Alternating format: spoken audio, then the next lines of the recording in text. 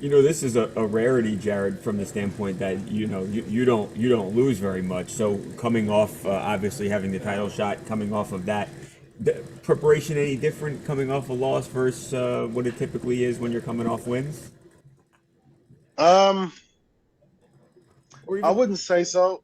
your I mind. wouldn't say, yeah, I wouldn't say so. It's always after the fact is always that learning phase for me. For me, that's the best time to learn. That's my ultimate focus. I don't really sit around and pat myself on the back after wins. You know what I'm saying? Stroking the ego until it's rubbed raw or anything like that. Um, and I don't sit around licking my wounds either. So it's all about learning from the experience I just had. While it's still fresh in my mind, I want to relive it as much as possible and take from it as much as possible. So that's uh that's always been my career. That's always been my approach to these fights, and it's helped me out a lot. So after the last fight, 5 rounds in there with Israel Adesanya is very valuable to me. The camp that I had leading up to it has been super valuable that I've kept building on, and I'm excited to show it Saturday night, man.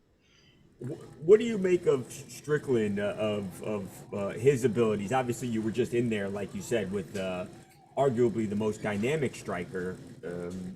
Strickland, though, good striker, different, but also a very good striker. What challenges does he present, Jared? What do you have to watch out when you're in there with Sean Strickland? Yeah, Strickland is a dog in the cage. He'll get in your face and try to put his fist through it. Um, and if you give him a chance, he'll talk some shit to you as well. Uh, but he's as good as anybody else in the top 10. Like I said, he's a dog in there. You know what I'm saying? If I give him the opportunity, he'll sink his teeth in and start shaking me all over the fucking cage, right? Yeah. So I'm ready for that. I'm ready to see somebody come and try to do that. Because I got tools that I pull out for situations just like that. So and I've been waiting to use them. You look at these things, and on paper, too, you obviously you're willing to fight. He's willing to fight, and it seems like it's going to be a heck of a fun fight, at least for us fans to watch on paper, at least. Yeah, it would be if I was a fan, it would be fun too. But as a fighter, it's gonna be so fun. I'm ready to go in there and have some fun.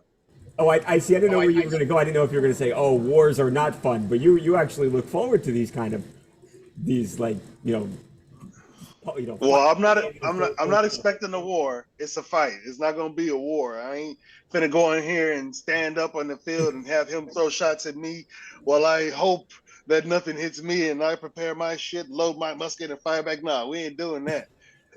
This is a tactical guerrilla warfare, and I'm gonna use all the tools at my disposal that I have, the ones that he will not see coming.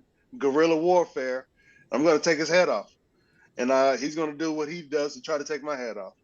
I know you're a very spiritual guy. I know you've probably thought about these things. When you picture the fight, Jared, how do you see it unfolding? Is it a knockout? Is it something? Is it early? Is it late? How do you see yourself actually winning? Uh, I don't know, man. I would like to have a submission. This will be my 15th fight in the UFC. Um, who knows? I might knock him to the ground and jump on a submission or something, right? Because it's time to get a submission in the It's time. UFC. I have a submission in my career, but it's time to get one in Not the the UFC. UFC.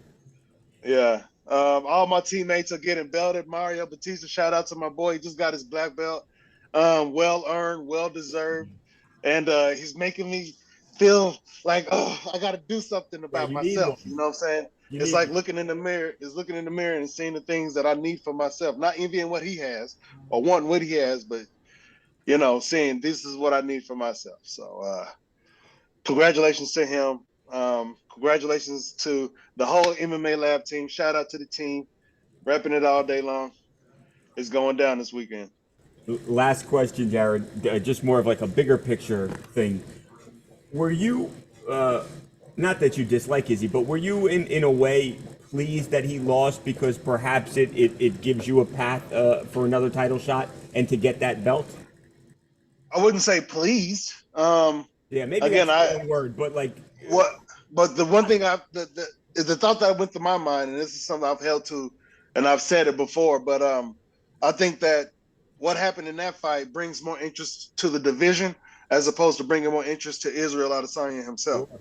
So there's a benefit to it for myself. You know, I'm Yeah. not sitting here saying yes, he lost, and I'm gonna pick the pick the meat off the bones and shit. No, hell no. But you know, that's the way I see it. It brings more interest to the division in itself as a whole, as opposed to Israel individually. It's unfortunate how he lost. He was on his way to winning that Yeah, fight, I was. but it happens. It's the name of the sport. You know, congrats to Alex. He did his thing. He showed up and he capitalized on this opportunity that does not come too often to a lot of us.